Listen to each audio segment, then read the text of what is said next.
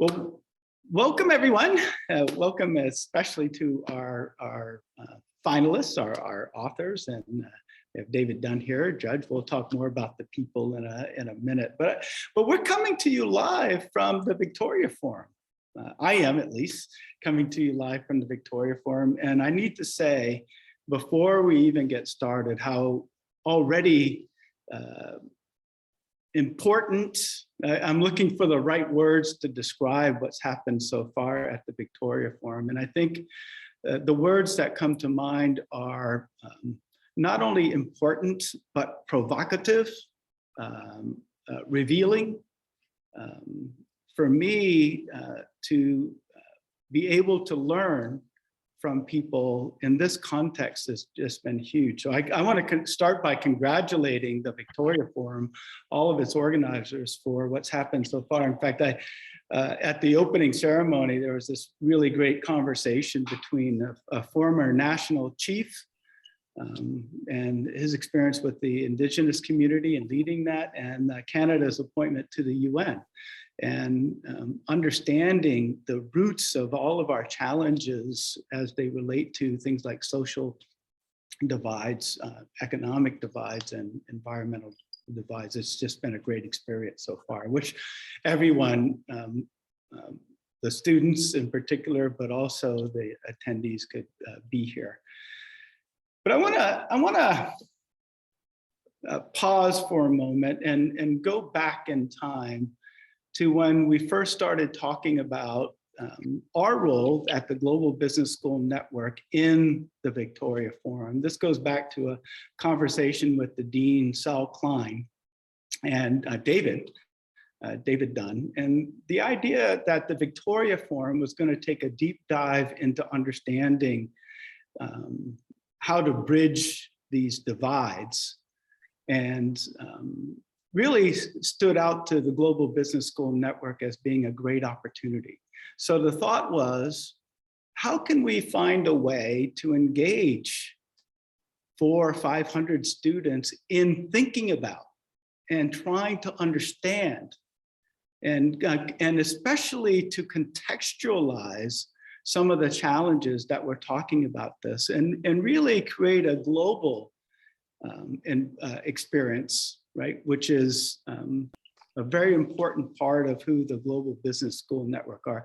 Think of the Global Business School Network as a set of schools worldwide, about 140 of them, but that care deeply about empowering people in the local context with leadership, management, entrepreneurship skills. So this really resonated with us. And I think we can say that especially for our first try at it, it was a huge success. We had more than 400, or actually more than 300 registrations for the experience. But most importantly, they came from 27 countries and 65 schools, and represented all well, not all six, there's one missing, but the 6 continents that are indeed representable in this experience. So we're quite pleased with the experience. And just to know, I think every single one of the students that participated in this experience, to think about and to engage in this set of ideas is really, really important to us. Maddie was kind enough to send me a note about all the countries involved, everything from Mauritius to Cameroon to Afghanistan, and it's too many to list, to name all of them for you, but trust us, it was indeed a great experience to work on this from our point of view. Now, Maddie, could I ask you to do me a favor and bring up a slide with the preliminary judges? So to get from as many essays as we received to the top 5, we needed a lot of help. And the first thing I would like to do in terms of thank yous, there are many thank yous during this experience that I want to articulate, but I want to thank all of the preliminary judges who are listed for you here, which, as you can see, are also quite international. And the experiences that they bring and the organizations that they represent, including places like Lebanon, South Africa, Sweden, India. So if you're out there, preliminary judges, I want to say a warm thank you for the work that you did to bring us to the 5 finalists. Now, we don't have all 5 here with us. In fact, time zones in a global world become a challenge, right? So one of our finalists couldn't make it, but I'm gonna do my best to introduce them. So I'm gonna start with the finalist who couldn't make it today. That's Zainab Siddiqui from IBA Karachi, the Institute for Business Administration in Karachi, Pakistan. A powerful exploration of the challenges of expressing one's religion and what that might mean in terms of exclusion.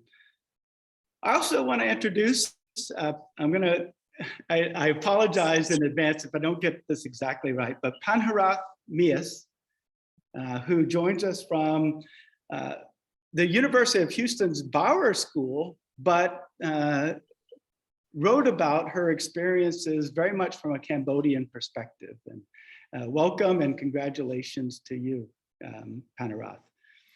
I also want to introduce Duygu Tan from Koç University in Turkey, who wrote about something that I personally care deeply about, and that's this tension between globalization and localization and how interconnected we are and what that means in terms of the way we think about social and economic inclusion. So thank you for that, Diego, and welcome. Finally, from who comes to us from South Africa, where he's a student at the University of Cape Town, but before that from Botswana, if I understand correctly, and I'm gonna do my best. Mafudzi Chiambakwe.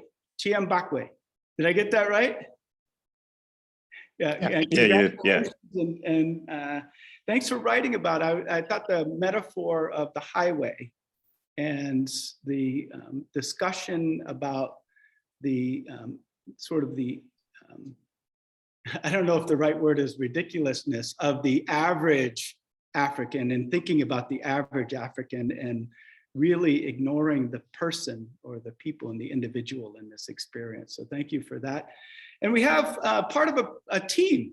Andrew Sahedek is part of a team who represent 2 different schools. Andrew from the University of Victoria right here, and Anne Vanima from the Johannes Kepler University in Austria. Did I get that right? Austria? And congratulations. That's correct.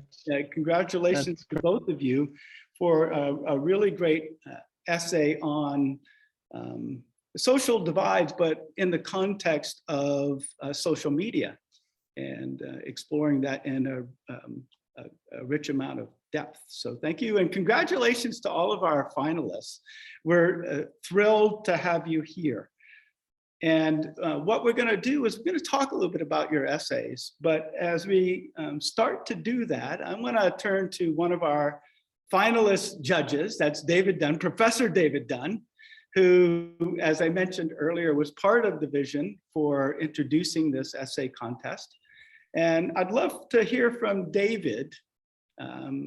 David, how have you seen the sub-themes of the Victoria Forum, the themes related to turf, trust, and the final T? Truth. Yeah. How do you see those playing out within the context of the economic, social, and environmental divides? And so, David, please tell us what you thought as you read these essays, the finals. For sure, and thanks, Dan. It's been a real privilege to read the 5 finalists. I wish I could have read all several hundred of them that were submitted. These were wonderful. just as to underscore the international point, within the 5 top essays, actually 9 countries are represented. So there's definitely an international flavor here, and universally there was a very high standard. So we were all, I know I spoke to Dan, we're all very impressed with the standard of the finalists. What I guess struck me most of all, what I came away with, having read all 5 of them, was the level of passion that there was in them. And I think that's, if there's any kind of instinct that we had about what we were looking for in these essays when we started. Remember, we're at a conference with a whole bunch of experts, and they have a lot of knowledge, but passion is in short supply. I wouldn't say that, it's not absent, but if you want passion, you got to go to students. And so, and that's where we were certainly not disappointed on that. We got lots of passion. In terms of the links, bridging economic, social, and environmental divides, of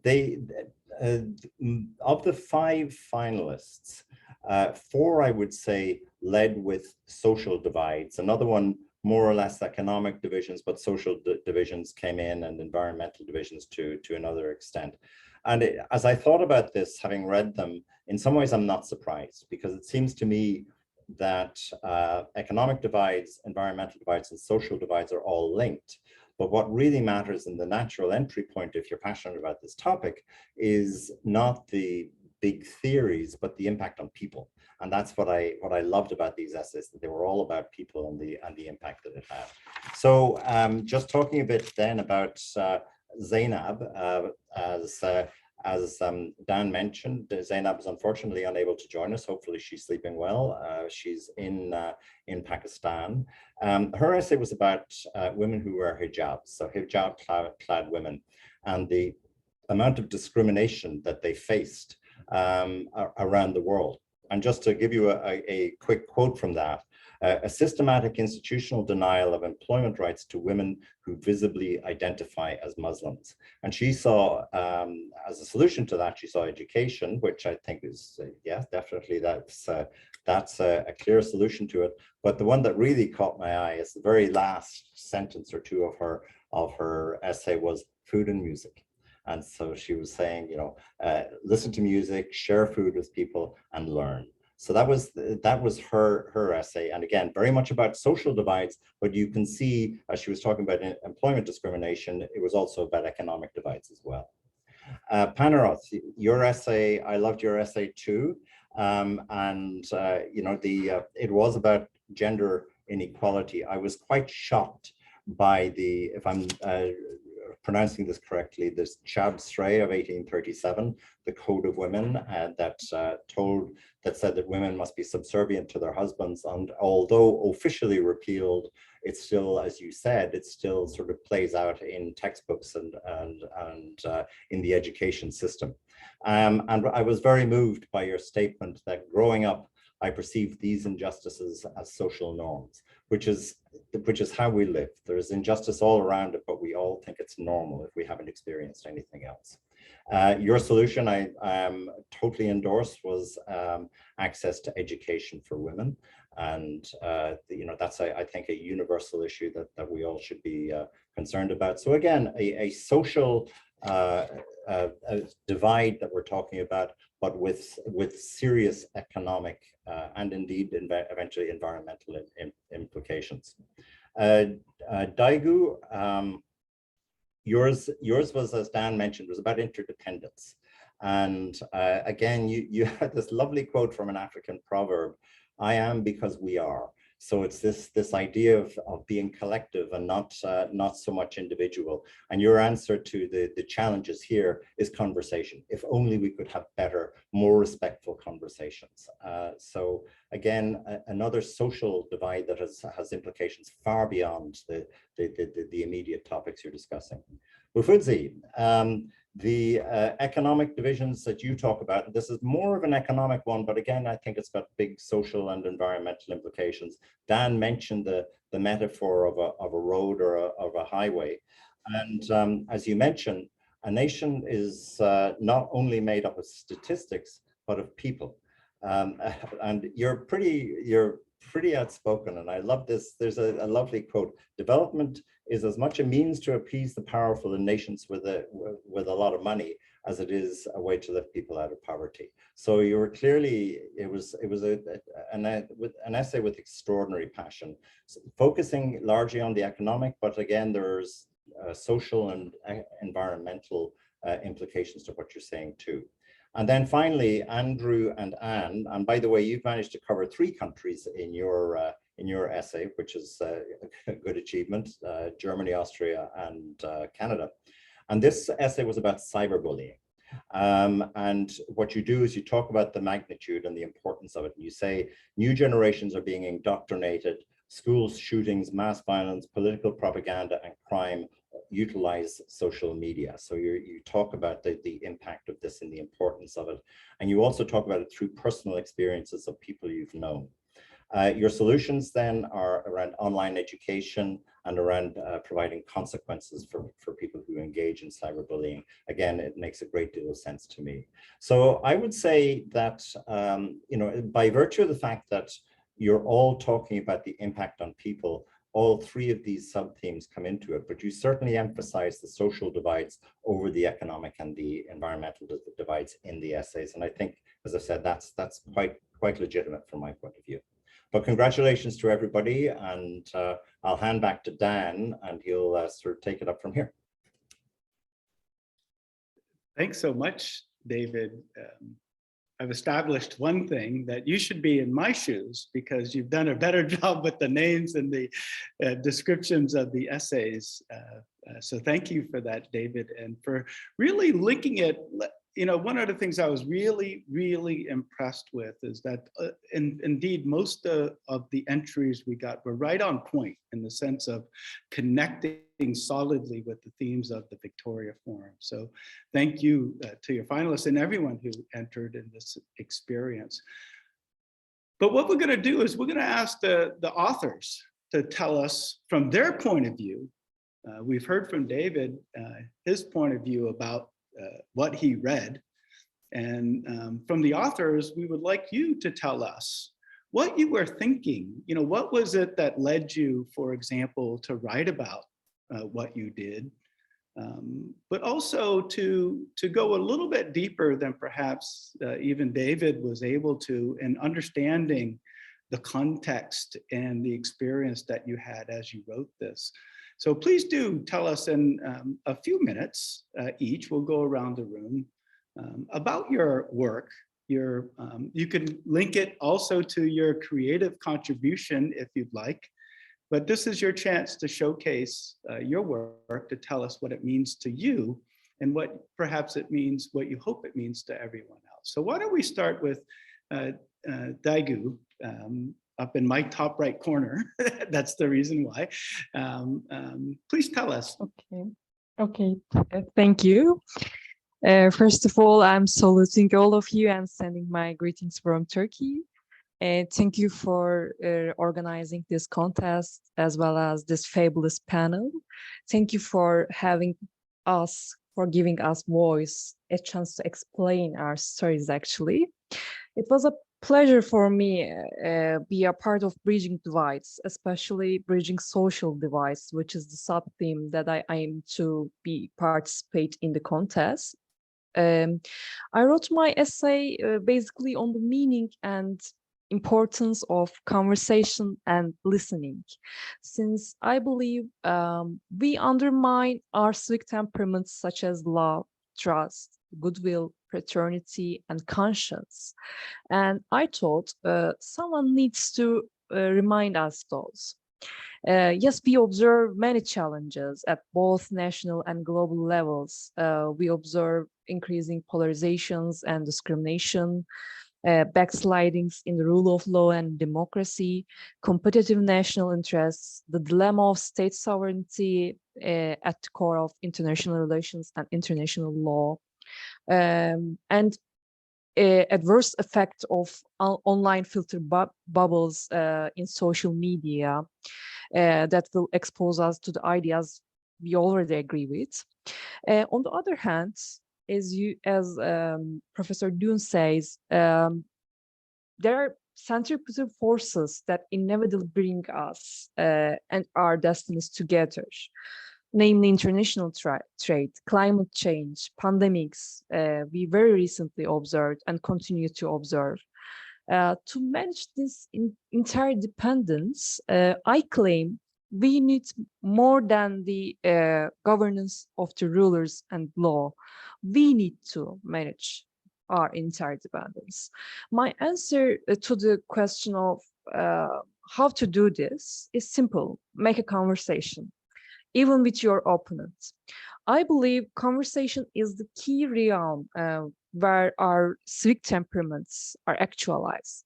Conversation is not a transaction, is not a debate, or is not mechanical information exchange. Conversation tells us about the environment of love and friendship, where two persons or more than two persons allow for the encounter, make themselves vulnerable, and listen to each other with their heart's ear. Of course, I'm talking about active listening, cultivated by our curiosity. I know seeing our opponents worth being wondered, leaving aside our shortcuts, biases, are challenging, but we could do that, I believe. We may listen our opponent without an agenda, paying attention to your opponent, not knowing everything, being humble, and asking questions in the way keeping our curiosity, allow maybe our initial steps. And this will allow us to hear the stories, actually, and empower the functioning of conscience. When I was writing my essay, I inspired from a lot of things. First of all, I'm a child of Anatolia. I was born there. There are many practices of cooperation where the conversation is improved. Also, there are some phrases. For example, listening with your heart's ear is an idiom in Turkish. And also the etymological origin of muhabbet, which means conversation, means love and friendship. I also inspired from Vuslat Foundation, which is an organization making projects on generous listening, listening ourselves, others, and nature. Turkey is not only the place where we observe these practices. We may observe the echoes of our civic temperaments in the African philosophy of Ubuntu, Martin Luther King's interpretation on our interrelated structure of reality, Gandhi's philosophy of satyagraha, and we may increase the examples. When I was writing my essay, I also inspired from Hakan Altınay, to whom I gave some references in my essay. Hakan Altınay was my professor at Koç University in International Relations Department. During my undergraduate studies, I grabbed a chance to take a course on global civics in which we discussed how we may manage our interdependence. I also grabbed a chance to work with him in some of his research projects on conversation, encounters, and listening. And also some, at last words, maybe, there is an organization called Boğaziçi European School of Politics, which was established under Professor Altınay's leadership as a member of the Schools of the Political Studies of the Council of Europe. At this school, they are trying to bring together and establish a dialogue between future politicians coming from very different backgrounds. And unfortunately, Professor Altınay cannot vote out now because he and 12 others coming from academics and civil society backgrounds have been unlawfully sentenced to imprisonment during the Gezi Park protests. It was a very disappointing decision for Turkey and the rule of law, actually. We are waiting for their release. The reason behind why I also told you that is that the request for justice is also inherent to conversation. In Aristotle's words, friendship is a prerequisite for justice. So does the conversation that holds the friendship together, I hope. We do not need to agree on everything, but the conversation has a promising role in producing the knowledge we can design as our global norms. John Rawls, the meaning of the wheel of ignorance in Journal's theory of justice, Kantian categorical imperative, or the golden rule are initial evidence of that. And there is always the chance to begin and improve them, I believe. Wow. Thank That's you. amazing. Thank you so much. I recall being especially impressed with your discussion about the differences between conversation and things that we think are conversation, like transactions, like information exchange, like debate. So thank you for that. And a good illustration, I think all of you are, about how many different disciplines, not just business, not just history, not just politics, but philosophy entered into the mix. So thank you so much for that description.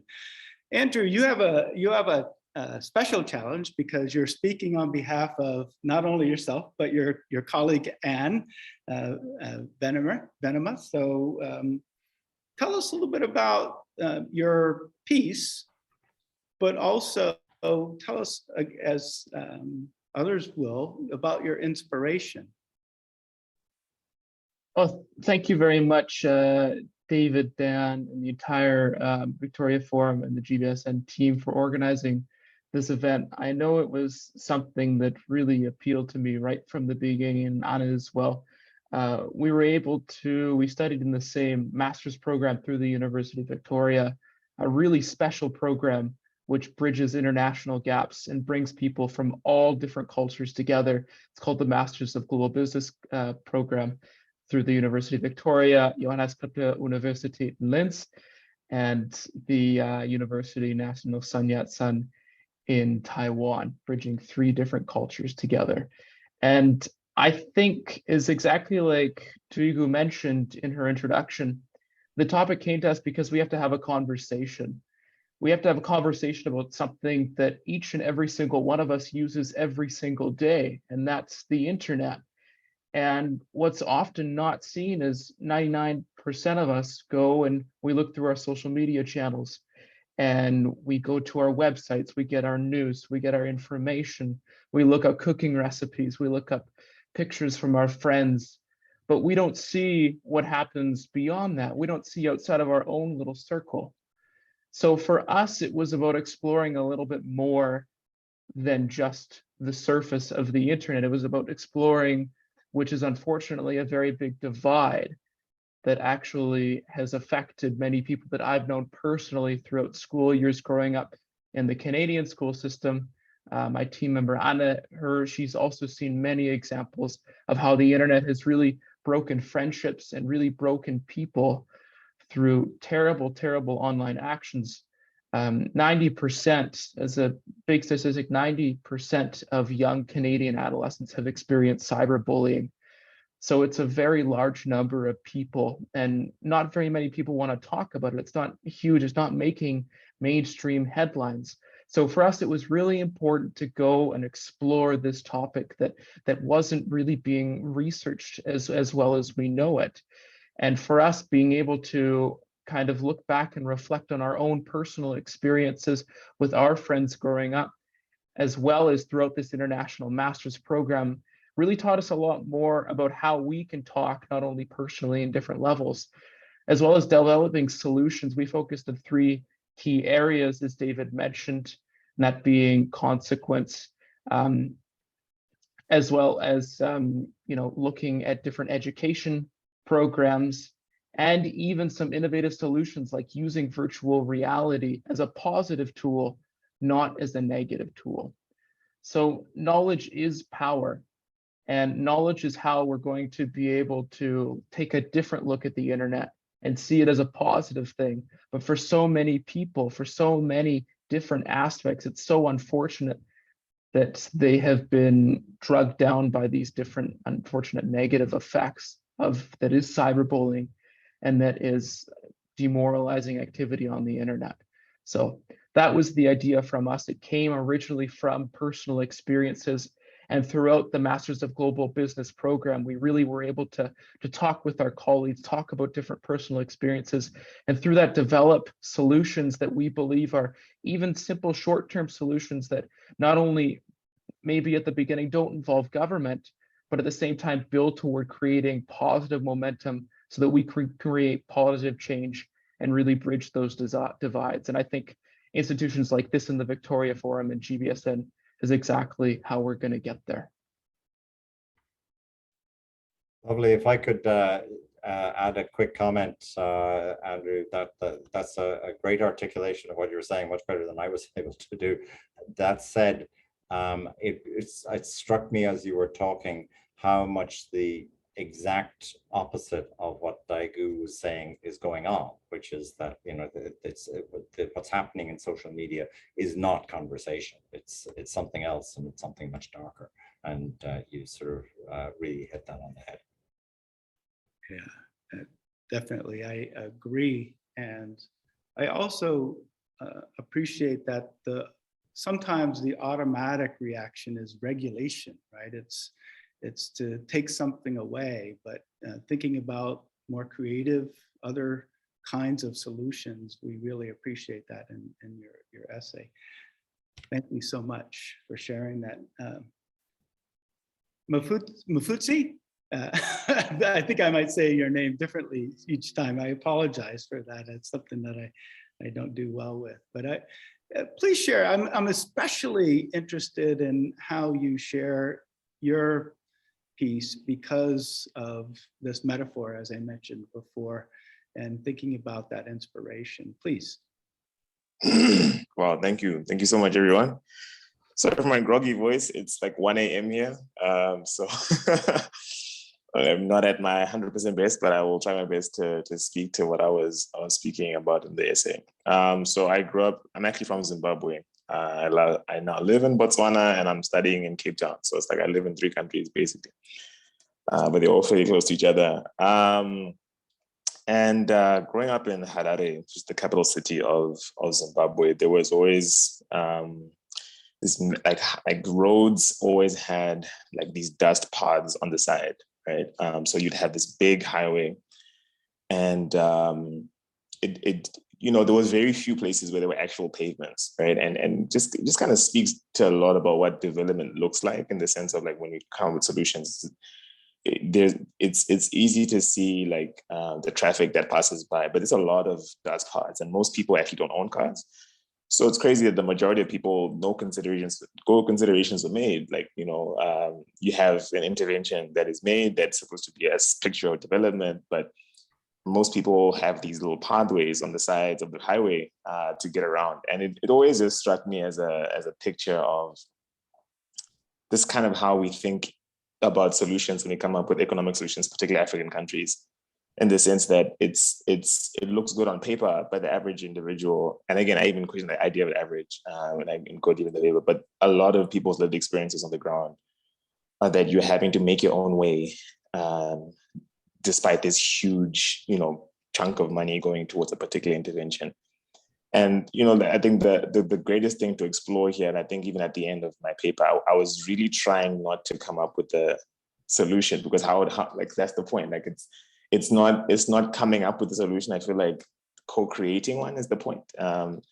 In talk discussions around social innovation, there is a ladder that Heekst kind of developed in the sense that when you innovate, you can either innovate with the idea of including people that are excluded. So it's innovation at the level of intention. And then there's the innovation at the top level of the ladder, is the innovation that happens by the people who are excluded themselves. And so I find that it's difficult for me to speak as someone who's now fairly privileged in this space to come up with definitive solutions for people that aren't even in the room to speak for themselves. And this is something that we've seen routinely happening, where it's like huge economic decisions are made, somehow decontextualized the context in which they're supposed to be having an impact on people's lives. And I find that even, for example, the great thrust towards, especially the last couple of years, entrepreneurship, as though it's, you know, or as if one particular solution or particular way of doing business, grassroots level kind of business stuff, in some ways, I find it's difficult because it takes away from the bigger question of why are there so many poor people to begin with, right? While we are talking about empowering the youth and coming up with different programs, and all sorts of big things happen in the sense of like running programs. But the question is, why are there so many people that are disenfranchised to begin with. And unless we address those questions, we're just rearranging the furniture on a sinking Titanic, right? So the economic questions didn't start in 2022, right? There has been disenfranchisement systemically put in place for decades, centuries even. And so we would need to kind of really dig deep and ask ourselves, and I think we'd be closer to where the first author was speaking about in terms of having conversations, but not at the level of, I would call it privileged insiders, or people that have power, people that have education. It needs to include people that are actually typically disenfranchised and excluded from conversations to begin with, before we can even start suggesting solutions. The highway that I kind of keep speaking about is essentially something that we've created. Champions of progress have also tended to be champions of inequality. People that have great, we've got these amazing interventions, amazing things that we've produced.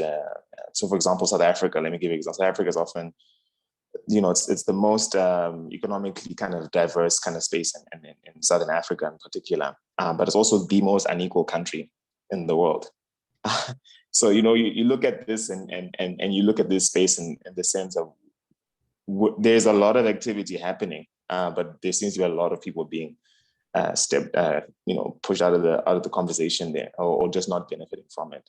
So there's this like 6-lane highway dividing people from each other in a sense, even though economic activity is happening and a lot of people are having to make their own way on the sides. My personal motivation for this has been I found myself, I think very fortunately, being able to cross that highway and being called a star or being rewarded for being able to do so.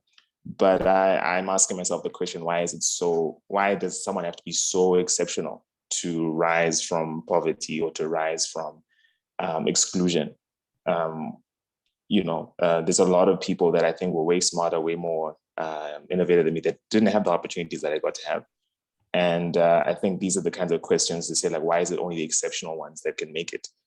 And so before coming up with a solution, I think we need to kind of rethink together that it's not just people in business schools and people that are kind of far removed from realities that maybe they won't have a personal impact on them. So that's where my inspiration came from when I was writing this. Yeah. Thank you for sharing that experience and inspiration. I remember I went back to your article, and I remember being struck by one line in particular that said, Africa is too vast, too diverse, and the people of this place too colorful and dynamic to be averaged out. And thinking about this idea that a person could be averaged out seemed to me very striking in this world of divides. And thank you for sharing not only what I thought were interesting words, but powerful words. Thank you for that. I was also struck, you just said champions of progress are also champions of inequality. We actually had a forum this morning on inequality, and it was all about GDP and productivity and creating jobs, all very laudable stuff on its own, but very little about the actual people who are impacted. And so that you would have been, your perspective, or you would have been very valuable in that session. Yeah, there was a line by a famous economist who showed up for the forum, Ricardo Hausman, and he said, one of the things that's missing in our dialogue or our discussion about inequality is a discussion about the inequality of dignity. And that strikes me as very much connected to what you wrote about. So congratulations on your work. Panharat, love for you to share, and don't leave out your friends, because one of the things that I really appreciated about your piece, not only elegantly presented, very well presented, but your creative piece, where you actually brought in some people who've had firsthand experience to talk about their experience. And Please do share with us your inspiration, share with us your piece. Okay, so first of all, good evening, everyone, judges, contestant, and everyone in the Zoom meeting today. So I'm really honored and very excited to be here today as the finalist of the Bridging the White essay contest. And yes, I am the author of Connecting Women to Abundant Education. And my inspiration is actually because this summer, okay, so for context, first of all, I am a Cambodian international student in the University of Houston at Houston, Texas. And this summer, I decided to go to Cambodia to visit my parents, my family, because I mean, it's summer, hooray, let's go and visit, go back to my country and just, visit the country. And I tend to still see there's a slow progress in the educational gaps between men and women and just the gaps in general in the society.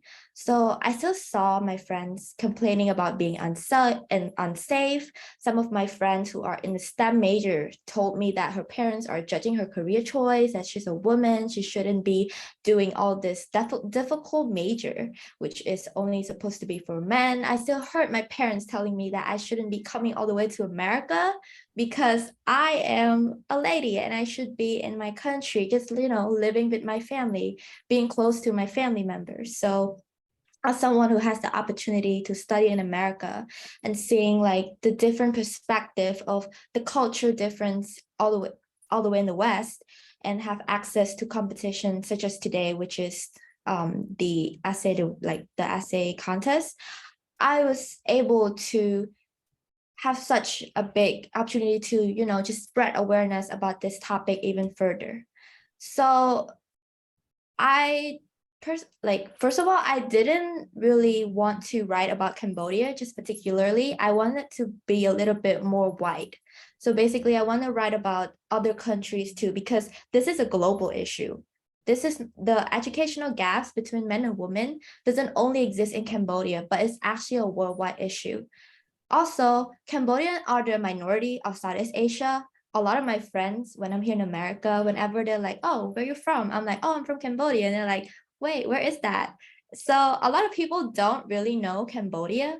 And with someone who has firsthand experience being raised and born in Cambodia, I was like, okay, so how do I write in a way that readers can understand more about my country, even though they've never heard much about how Cambodia is? So I decided to write on a spectrum. So I decided to choose Afghanistan at one side of my spectrum, where women's rights were completely banned. Whereas I also choose to write about America, which by statistic, three women and 1 man are going to college, and choose to somehow compare Cambodia as it's not as bad as Afghanistan, where women are completely stripped of their rights. Meanwhile, we're also not as progressed as America. We're way far behind. And a lot of it is going back to the traditional barrier that our judge today has quoted from my essay, that a lot of the social injustices was growing up. I've always seen it as just like a social norm, like this is what everyone in my country is doing. Like, why am I the only one who saw problems in it? But now that I'm able to step out of my country and see the other side of the world, I was like, no, this is the problem and I should be able to address it. So, of course, I can't leave my friends. Like, the host has said, like my friends was I was really grateful about my friends being able to go into my podcast and just explaining their firsthand experiences, which is I'm really like happy to have such help from all my friends. So I think the inspiration behind creating my podcast also is because I really want to so basically the topic of educational gaps, or just like any gaps in the society between men and women, it was always something that me and my friend was always talking about, like, oh my God, today, like, what's up, because I'm all the way in America and they're all the way in Cambodia. So we always, just share different perspective. And it was like, oh, how is it in America and stuff? And the conversation just going on back to like, oh, today they have this and that. And it, just jumble up into a whole conversation. So when I have the opportunity to write for GBSN about and Victoria Forum about the educational gaps between men and women, I just was like, okay, my friends know what they're saying. They have firsthand experiences. I have to include them in my podcast. Therefore, I choose to do podcasts specifically also is because I love listening to podcasts. It was kind of challenge because I have other 6 friends who like, okay, what am I doing in here? Like, how do you want this podcast to turn out to be? And I was just, okay, telling them and sort of writing a script, telling them that, not a script actually, it was just like how I want my podcast to turn out to be. So I want it to be as authentic as possible. And of course, it's really efficient. Podcast is a really efficient way for me and my friends to form our voices, making sure that everything is as articulate as possible so that our listener can focus on our voices instead of all, the graphic and stuff. But yes, so of course, I also sort of propose a solution, but not really a solution. It's just education, federal fund, broadcasting, making it allowing women to know their rights and stand up for themselves, because they have to be aware of what their rights are, own up to it, and be, very self-aware about what's going on with our society. But also at the end of the day, this traditional barrier, which is the Code of Women, that consisted of saying that, oh, women shouldn't be going to school, women should always obey their husband, which is all written in the Code of Women, being taught to thousands, millions of Cambodian kids, which is that was very ridiculous. So it's really hard to fix such a deep rooted social problems.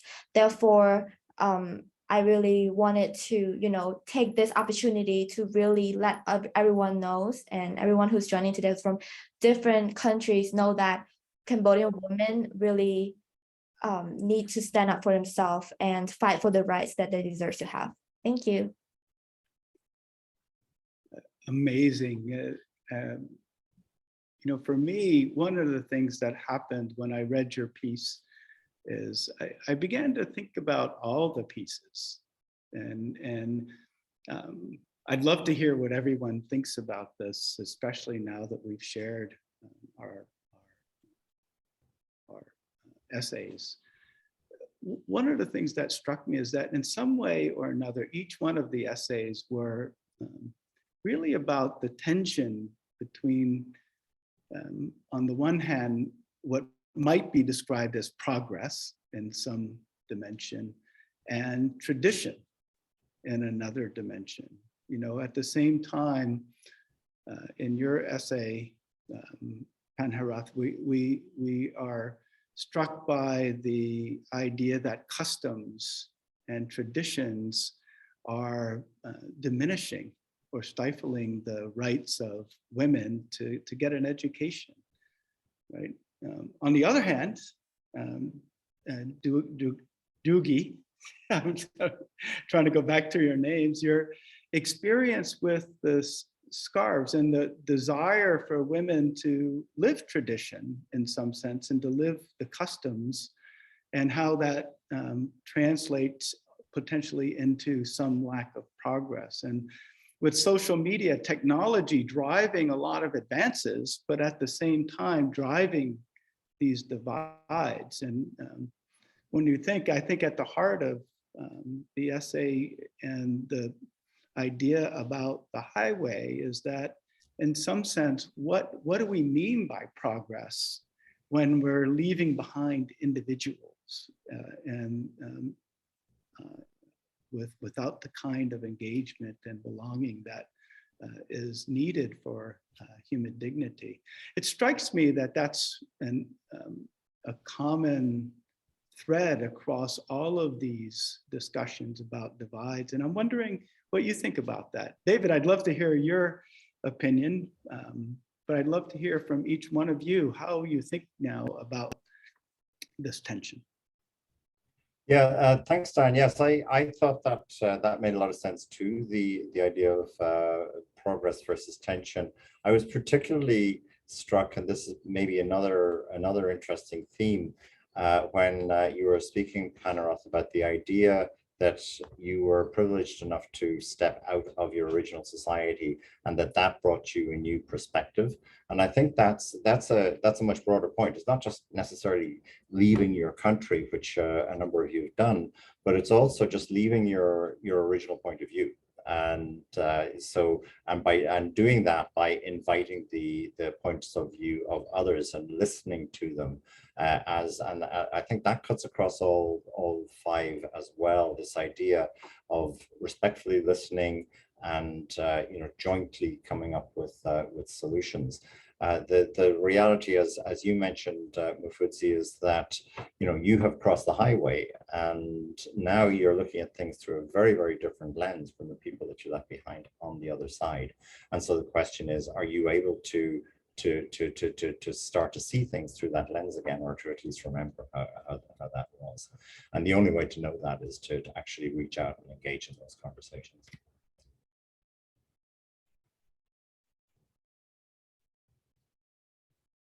And Andrew, I want to pick on you to start with a question, if I could, but I'd love to hear other finalists, you chime in on this question. The role or responsibility of business.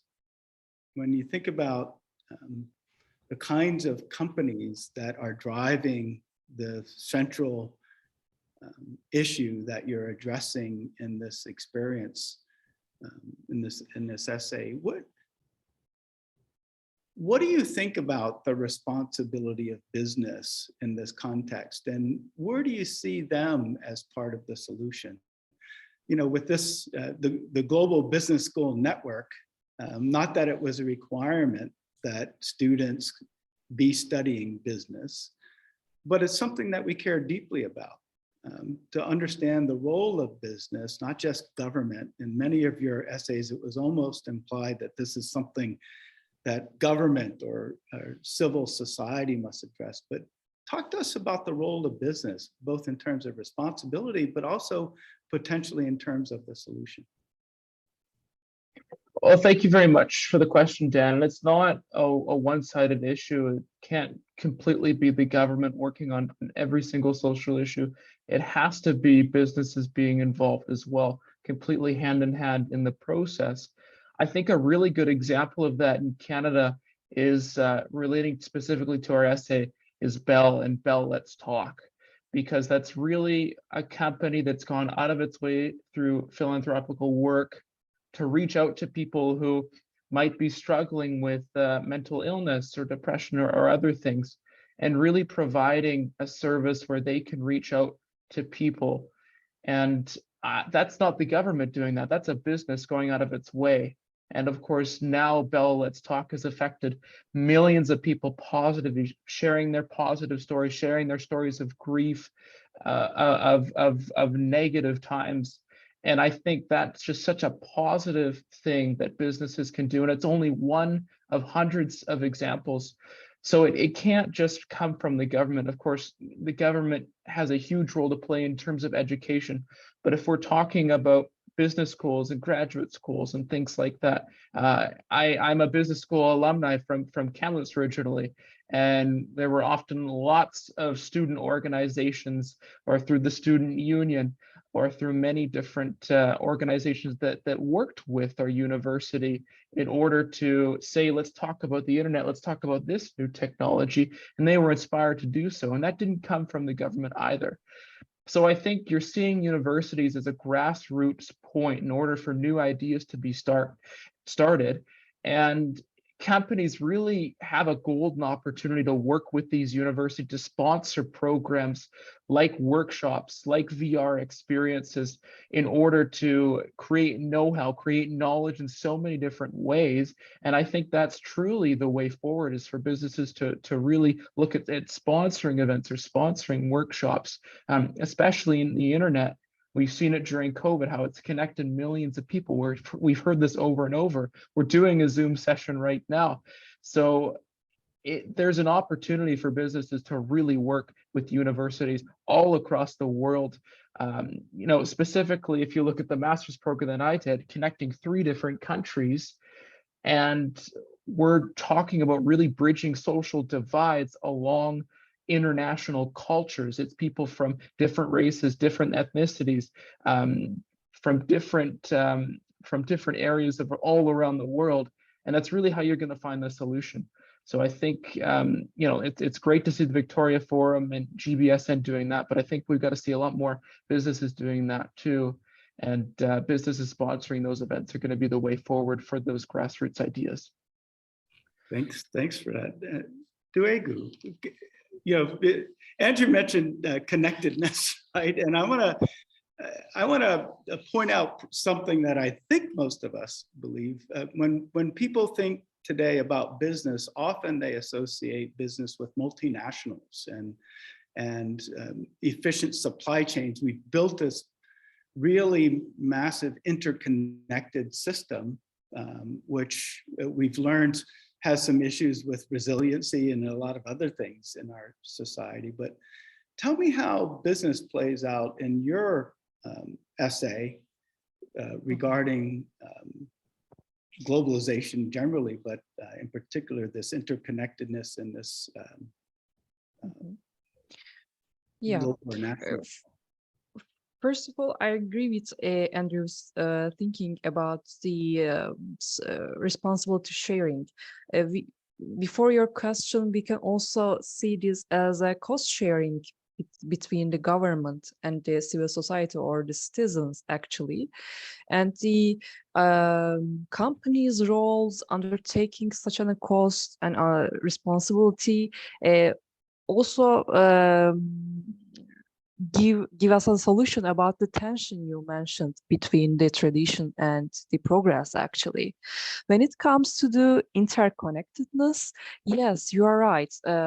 When we talk about the companies, the first thing that comes to our mind actually is their future of being multinational. And also we can see the companies in that role, like micro managements or micro types of government, like how they deal with this multinationality, how they make a conversation with the different nations or cultures, and also how they make connections, or how they improve their know-how about the conversation among the employees, or the relationships between the employee and employer actually can be a prototype for us to understand the interconnectedness. I believe the companies have a role. Actually, I didn't think that. I'm just making brainstorming now, because when it comes to the interconnectedness conversations or listening or encounters, we really, as you say, do much role. We are giving much role to the government and civil society, and we do not think so much companies actually. And thank you for that, for thinking me, making think me actually. Thank you for your great response to that. Mafudzi, I want to read from your essay, if I could. There's a line, 2 lines. It says, others have prescribed private business, social enterprise, and entrepreneurship as a panacea for all of Africa's ailments, as though all that was lacking was individual flair and agency to figure out how to dodge cars and leap across the highway. And while, next sentence, and while private business has changed the lives of millions in Africa, it has failed to ask the question, why have a 6-lane highway that served so few to begin with? Tell me what you think about the role of business in the context of your essay. So I'll be honest, I'm highly skeptical of business from my personal experience, having lived in Zimbabwe, particularly. So I would say if you were to go to Harare right now and you were to see like private business, like what a lot of businesses are doing, they can thrive in the midst of a pretty terrible economic environment that still, again, like a few people would succeed. And so in the sense, what I'm saying is the problem is too big, I think, for any individual private business to, or even collectively, because I guess we're in competition with each other. It's kind of hard to get that cohesive element. Where I'm getting my thinking from is the entrepreneurial state. Mazzucato makes this case that nation states can do things that no private institution can ever do, right? So she gives the case, for example, the internet. The internet was not invented by any particular company, right? There was a series of large governmental kind of efforts. Some of it came from stuff like going to the moon, et cetera, et cetera. There's a need to really dig deep and think about, if we're really serious about addressing inequality, if we're really serious about addressing these things, the best and the brightest minds from our business schools, from our institutions, cannot all be vying to enter private business. We need really great innovations coming from people that can have like nationwide or international level kind of impact. And I don't see an individual business having that level of creating a whole new playing field, because it's not about, again, I'm just making the case that from my observations, I've seen some of the most prosperous African businesses still in a context where it's almost like you can't raise the tide. You can have your own individual speedboat and you go as quick as you can.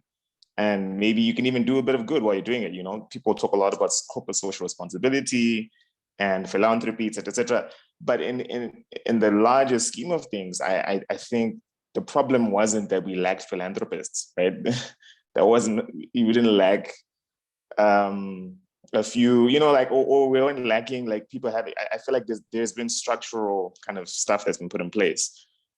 Just maybe make my last case. I think if we were to think about a social innovation in the negative sense, apartheid in South Africa was institutional, like from all levels. It wasn't just private individuals, like the government put it in place, there was laws in place, there was so many structures that created an inequality, right?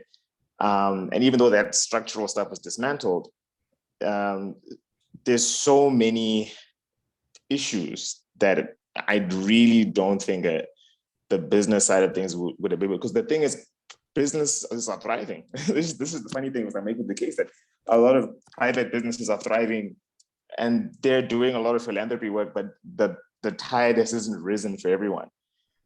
So I'm actually personally quite skeptical on that role. And I feel like what we need to do is reimagine the role that the state can play and use the best and brightest minds from business schools to go into these spaces and create something that'll raise the tide for more people. That's basically the case I'm making there. Mufudzi, I'm wondering if one way of putting it would be that governments create the platforms and the incentives. So the internet being a platform, and then businesses were able to build on that. Similarly, carbon tax is a disincentive, and it's a way of controlling, you know, what's happening from the business point of view. So that so there's a huge role for policy in terms of setting the stage for businesses then to sort of play things out. Does that kind of reflect what you're saying? To a degree, but I think even like if you go deep into what Mazzucato is saying, like even the way we imagine government, we imagine it only as a regulator, or we imagine it as a policy setter, someone who sets the tone. But if you think about creating an entire new way of being, so for example, think about life pre-internet and life, there was no, it was creating a whole new way for us to exist, right? So in that sense, what I'm saying is, I think maybe we need a lot more imagination for what the role of the state actually is. It's not a competitor, it's not just a regulator, it's not just someone that sets policy. I think Mazzucato goes deep into this, and she makes the case that governments do things that no one else can do, right? And I think if they play in that field a lot more, and not about regulating the actions of people that are already doing stuff, and business does great, amazing things. Trust me, I've benefited a lot from people doing a lot of private innovations. But the social ills we're talking about, they're deep, and they're going to really need a lot of creativity and a lot of impact, and beyond just individual. Because often what tends to happen is that you have for example, one social good project that happens in a particular space, and you try to attempt to scale it elsewhere. That's the kind of model that we're looking at. And the problem with that is that you always lose context when you scale. Like when you there's always like this tension between, you've got this great thing that works in one space, but you're trying to multiply in other spaces. Whereas it's like, why can't you just start by thinking on a lateral scale, on that huge scale, and then raise the tide, or create something completely different? I don't see anyone else besides an actual entrepreneurial state, right? Which is what Mazzucato's case is. And I guess this is a controversial view, I guess. I mean, it's not necessarily, an easy thing to pull off or whatever, but I do think that the state can do. And again, I maybe include this in an entrepreneurial state, can do things that I think no individual kind of business can do, because the bottom lines are different, right? We can spend enormous amounts of money for the sake of raising the tide for everybody, as opposed to having to have this double bottom line, which often the financial bottom line often wins, even if you're trying to do a lot of social good. I don't think the good that we're trying to do can't be a it can't be a byproduct.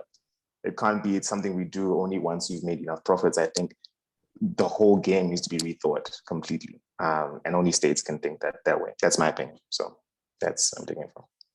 Fair enough. The rules of the game that are driving some of our behaviors. Thank you for that. I want to go back to, this will be the last word before we'll shift gears. We'll hear from our last judge who's sent us a video, and then we'll talk about the winners. But I want to ask Panarath, I took a line from your essay as well. I underlined it before, where you talked about this ratio. And I'd love to have a separate conversation about this ratio, because we care deeply about the inclusiveness of higher education. But you say, yet women with degrees earn 18% less than men with the same amount of education. Mm-hmm. Right, in the US, this is data you cite for the US, and the salary disparity is 25% in blue-collar jobs with basic vocational skills. And I'm wondering, isn't that a business issue? What should business be doing about this disparity, in addition to supporting education, right, mm-hmm. which your essay is about? Are there other roles for business in this context where we're talking about gender and education and equality? Mm-hmm. So this issue is really hard to address in general, because regardless of how businesses are trying to claim that, oh, we are trying to bridge the gap between men and women in the workplace, how they are trying to do this and that, but at the end of the day, it's just like they somehow seem to still have some sort of reason to not really pay the same salary to women, rather, because this, I saw how a lot of them would use excuses such as, oh, we took pregnancy leave, so in the meantime we should, instead of just allow her to, which is, it's really natural, like pregnancy, being pregnant is natural, women, it's just part of a lot of women motherhood skills, which is to take a pregnancy leave. But I have one of my friend who was like, oh, her mom took that opportunity to, of course, deliver a baby, but somehow the company decided to replace her with another worker. And by the time she came back, most of her job are gone. So it really goes back to like, yes, a lot of businesses are trying to close the gaps and all and help, but at the same time, we need to understand that women has their own biological needs too.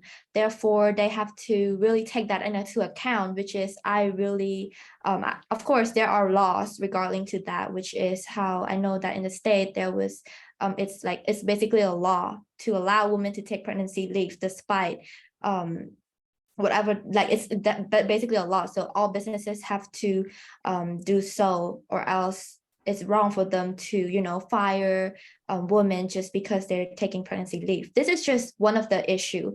There are so many other problems regarding to how women are being treated in the workplace. Which is really sad actually, because I mean, even in well-developed countries such as America, how college enrollment are actually exceeding whatever was like college enrollment in Cambodia, we still see the aftermath after college, after higher education, after how women are receiving all this education. But at the end of the day, there are still other social injustice to women. And I decided to also put this into my essay because I understand that a lot of people might not see education as really a solution to my problem, which I understand because I know some people who see education as like, some people might see like, oh, they might not need a higher education, which is fine. But in Cambodia, it's just the fact that if we don't really have any more education, then what else do we have? Because it's kind of one of the solution that's like, if we don't have enough education too, we can't really even find a job in Cambodia. So therefore, yeah, I decided to somehow show that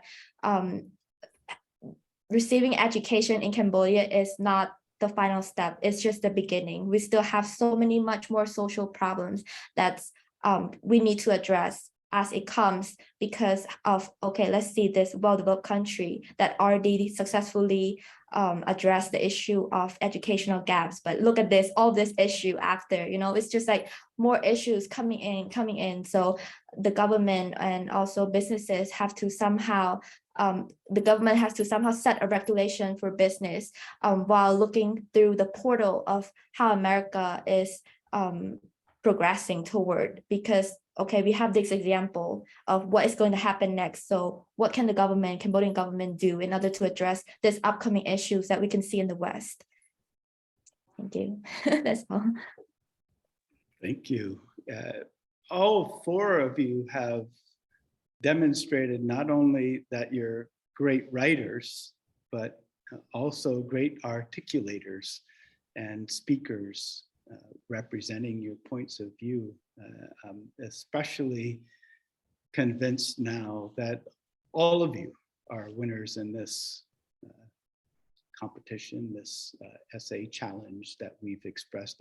I want to ask David if you have any final words, because we're going to hear from our third judge who couldn't be with us today, but she took the time to make a little video to show. But David, do you have any remarks before we turn to Divya? Well, only to echo, Dan, what you said about what articulate people we have here.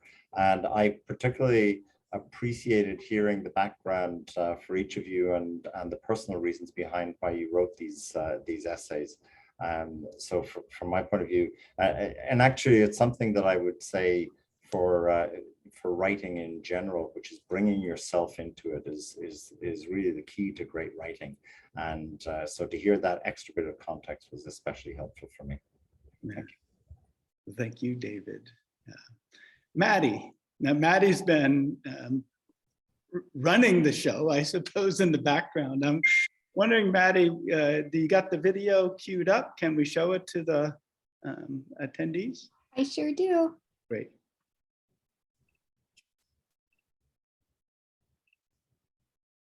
Victoria Forum Essay Contest 2022. Congratulations to all the participants, all the teams who have participated in this competition. As a judge, I find it really interesting to read all the essays. And reading your essays have given me hope and positivity that we can bridge any kind of divide. Thank you so much. Victoria Forum Essay Contest 2022. I just liked it so much. It was powerful. And Divya, I think it's fair to say, has been a superstar professor in the ranks of GBSN, and the work that she's been doing, not only in India, but leading beyond India. And that's what each one of you are doing. When you think about this, you're writing about something that you care deeply about that may be contextual, but you're leading beyond your country. So we appreciate that very much. But it's time. And I'm going to make sure that I ask my colleague, Maddie, as usual, to make sure I get this right in terms of the way we do this. But it's time to announce the winners of the essay contest. As I said before, everyone who entered and explored their ideas in the context of this essay contest, to me, are winners, and to all of us are, and especially each of you finalists. Each of you can walk away from this really, I think, not only hopefully with a deeper sense of the issues that you wrote about, but with a conscience that says you're really stepping out of your comfort zone and beginning to lead globally. So congratulations on that. I'm going to see if this is a good time, if you're willing. We want to ask each one of the finalists to close your videos, because what we'll do is we'll announce the third place winner and you'll come on video. Then we'll announce the second place video and we'll invite you to come on video. And then we'll, of course, announce the winning essay, which comes with thanks to the University of Victoria and the Gustafson School of Business, a $5,000 scholarship prize. And we're hopeful, or well, hopeful is not the word. We know that this money will be put to good use for developing your education moving forward. So without further ado, I want to start with the third place winner, who unfortunately couldn't be with us today. This is Zainab Siddiqui, and for her essay, The Plight of Hijab Wearing Women. So congratulations, Zainab. We hope you'll watch the video and see that your essay was voted into third place in this challenge. Remember, from as many as more than 300 that could have participated in this final. So congratulations, Zainab. Now I want to announce the second place winner of the GBSN Victoria Forum Essay Contests.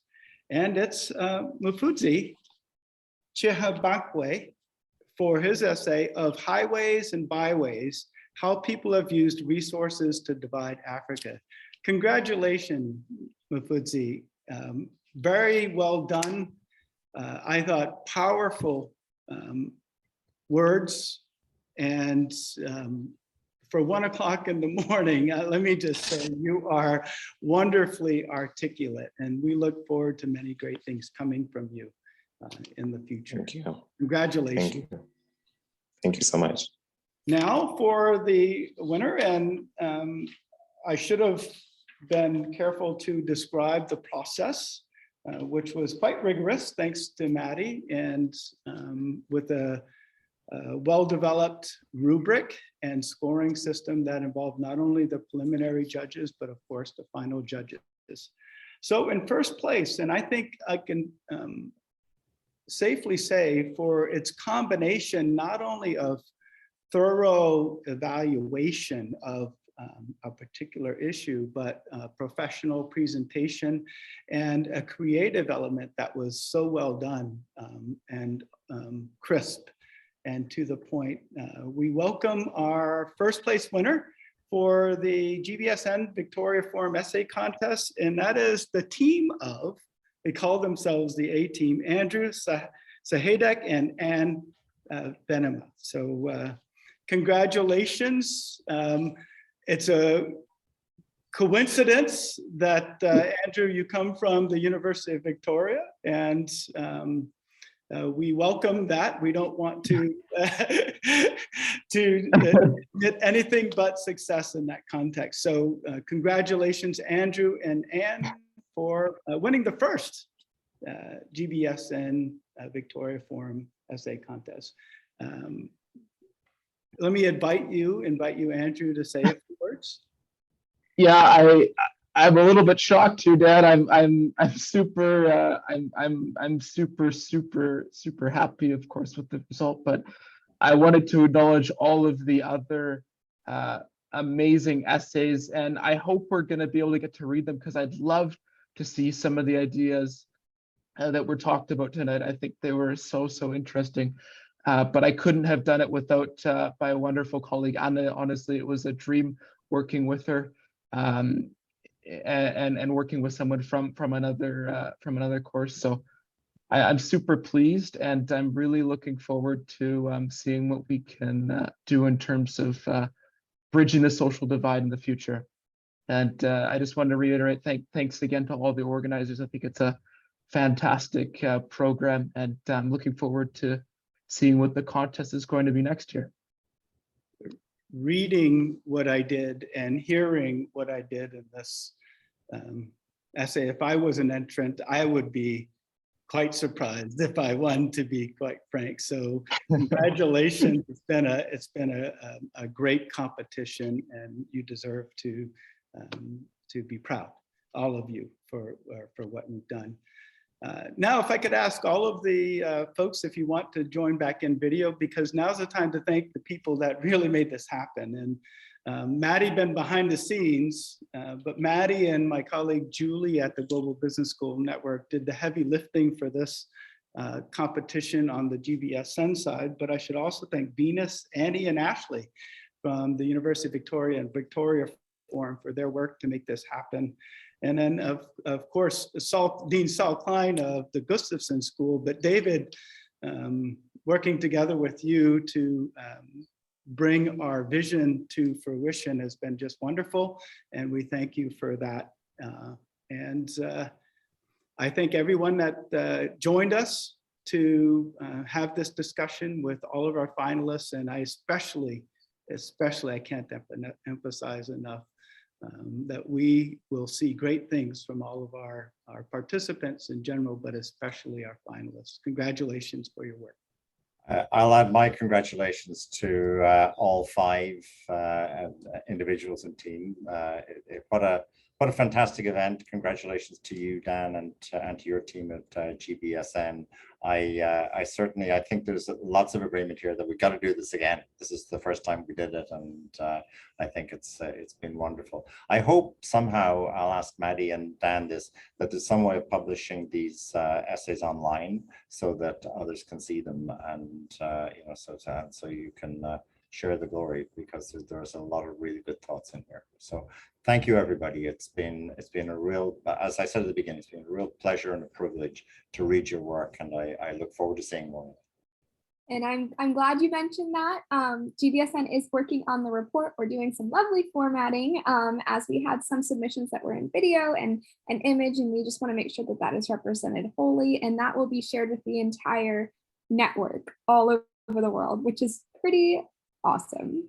So not to take any last words, but Dan, please feel free to close. I got one thing to say, that they are pretty awesome.